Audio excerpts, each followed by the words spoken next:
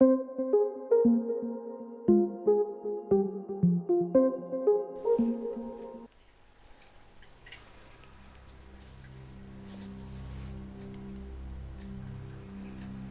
another routine mission. Why do they always say that before a mission? Of course it's routine. You haven't done anything yet. It's everything that happens along the way. The choices you make, the paths you choose, that turn the routine into anything but. Of course, that's how it started. A routine mission, answering a distress call. And look where that got me. We were testing out the Normandy, Captain Anderson's new ship, when the distress call came in. An Alliance patrol on Eden Prime had been attacked. They'd seen something they couldn't explain. And whatever it was massive. I hit the ground with my lieutenant, Caden Olenko. A good kid, loyal, by the book, with a talent for biotics. We came across the lone survivor of the patrol, Gunnery Chief Ashley Williams. A soldier to the core. Tough, disciplined, ready to take on whatever came her way. Ashley joined up with us and took us to the spot where she lost her squad. That's when we saw it. The ship. Like nothing I'd ever seen. It was massive, scorching the colony and everything around it as it blasted away. We followed the path of destruction to an artifact, a beacon left by a long-dead race called the Protheans. The colony had dug it up, and whoever attacked them had tried to take it. Chief Williams made the mistake of getting too close. It hit her with some type of energy. I grabbed her and threw her out of the way. That's when it hit me. Hard. Every muscle in my body went rigid. I couldn't move, could barely breathe. Everything went black. And then I saw something. A vision. A dream. A nightmare. By the time I woke up, we were halfway to the Citadel on our way to meet the Council. I was expected to explain what I'd seen. Anderson came along. So did Adina, our political representative on the Citadel. With those two heavyweights, it seemed reasonable we could persuade the Council that the ship we'd seen was a potential threat, as was the individual behind the attacks. The main suspect for the Eden Prime massacre was a Turian Spectre named Saren. He'd been seen by one of the survivors from the colony at Eden Prime, and there was some evidence to suggest that the ship was connected to Saren. But even Adina's pointed accusations weren't enough to convince the Council. They just couldn't believe one of their chosen elite Spectres could be guilty of something like that. They needed proof, which meant I needed proof. Fortunately, I wasn't alone in my search. Garrus, another Turian, wanted to help. A top agent for Citadel Security. Despite orders from his superiors that he shouldn't get involved, he told me he was suspicious of Saren, and he had some useful leads. More importantly, he was willing to share them. That led me to Rex, the biggest, nastiest-looking Krogan bounty hunter I'd ever seen. He turned out to be more than just a brute. It was his intel that led to a fugitive with incriminating evidence on Saren.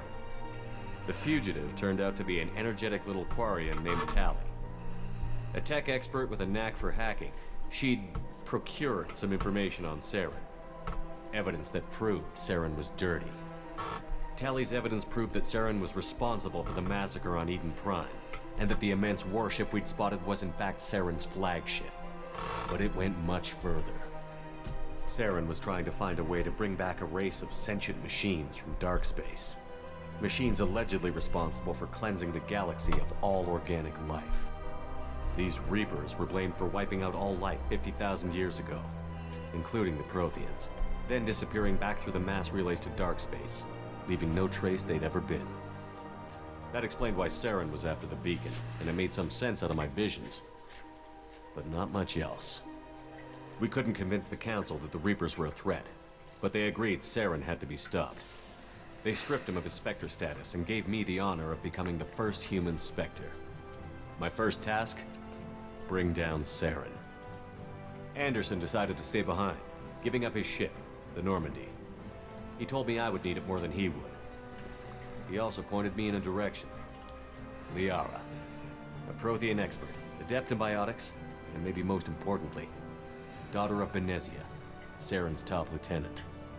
And like most Asari, as beautiful as she is intelligent, and born with a unique ability to meld with other species.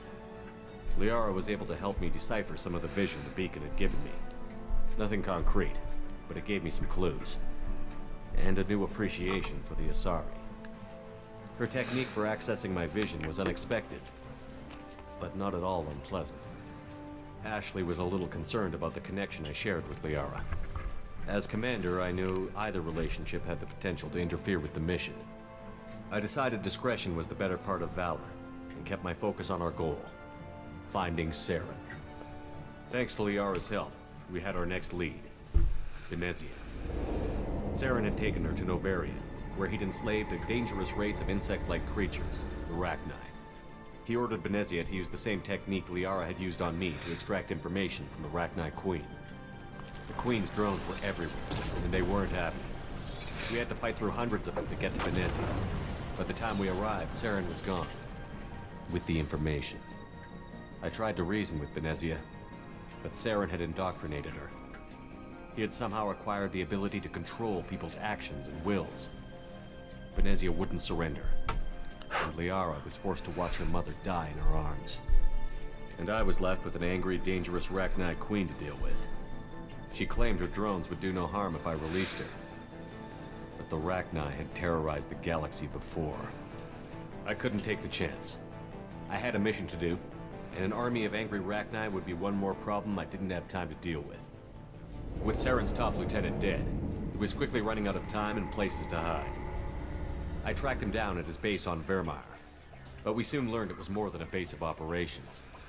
It was a breeding ground. Saren was breeding an army of Krogan.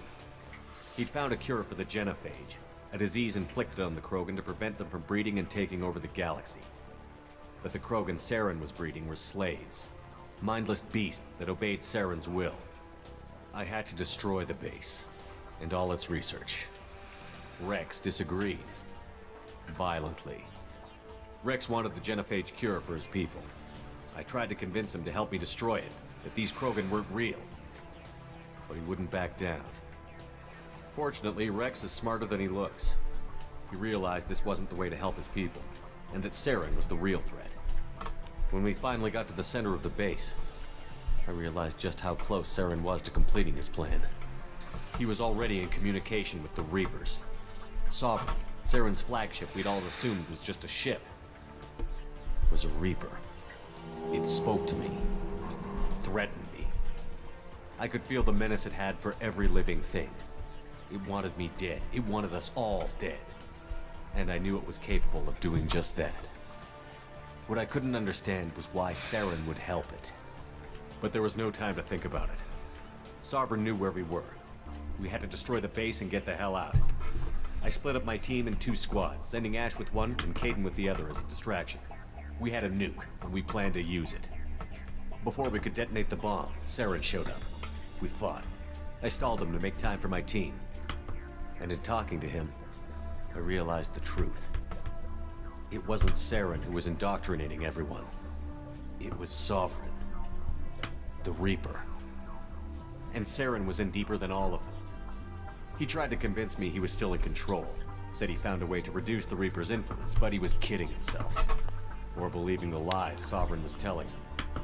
Before I could convince him to stop, he ran, leaving me just seconds to extract my squad mates. I tried, but I wasn't fast enough. I could only save one of them. Caden was a good man, and a great soldier. But I had to choose, and I chose Ash. That was the last time Saren would slip away from me. I knew then, the next time we met, one of us would die.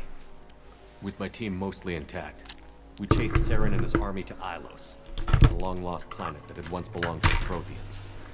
As we prepared for what we knew would be a desperate fight, I spoke to my crew. We were just one ship, against Saren's growing army. I assured them all that despite the odds, we could defeat him. I'd never tell anyone, but I had my doubts. Leaving Caden behind had hardened my resolve, but revealed a soft spot in my defenses. How many more friends and allies would I be willing to sacrifice in order to stop Saren? We arrived on Ilos, close behind Saren. Once on the planet, we discovered a Prothean databank that helped me put the final pieces of my vision together. The Reapers had come 50,000 years ago, and every 50,000 years before that. each time purging the galaxy of life. The Protheans had fought and died, like every species before them. But a few survived long enough to leave a parting gift. The Protheans had discovered that the Citadel was the key to controlling the mass relays. By sabotaging the Citadel, they found a way to close the relays to dark space, slowing the Reapers' return, giving us the time we needed to find a solution to stop the Reapers once and for all. Saren knew this. He was leading his army to take control of the Citadel and re-establish the relays to dark space, bringing the waiting Reapers here to destroy us all. We followed him to the Citadel. It was intact, but heavily damaged. He had caught the Council fleets by surprise, and they were only now regrouping. And with Sovereign as his flagship, there was little hope the fleets could counterattack with enough strength to take back the Citadel.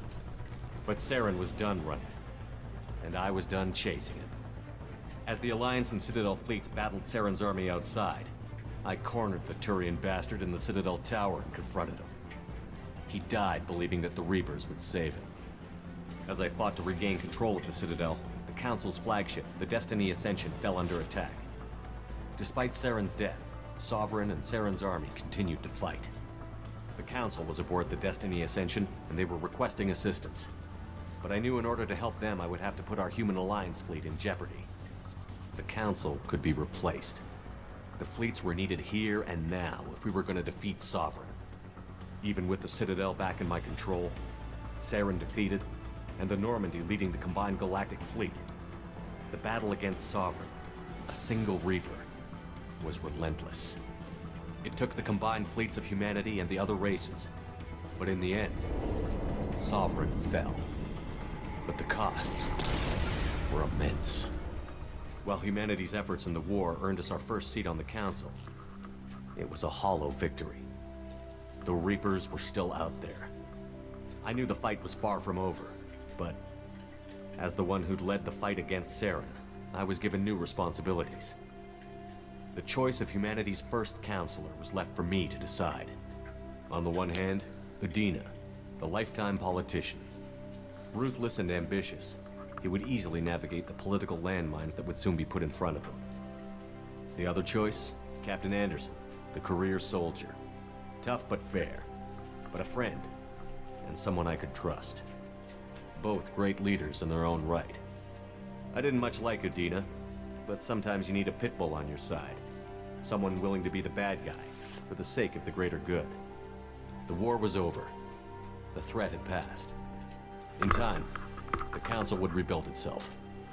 The Citadel could be repaired. Even the pain of lost friends would fade. But none of that mattered if the Reapers were still out there. And if they were all as powerful as Sovereign, we had to find a way to stop them. I had to find a way. I gathered my crew, took my ship, and went in search of answers. Officially, the Council would only say I was assigned to cleanup duty, rooting out any remnants of Saren's army. Just another routine mission.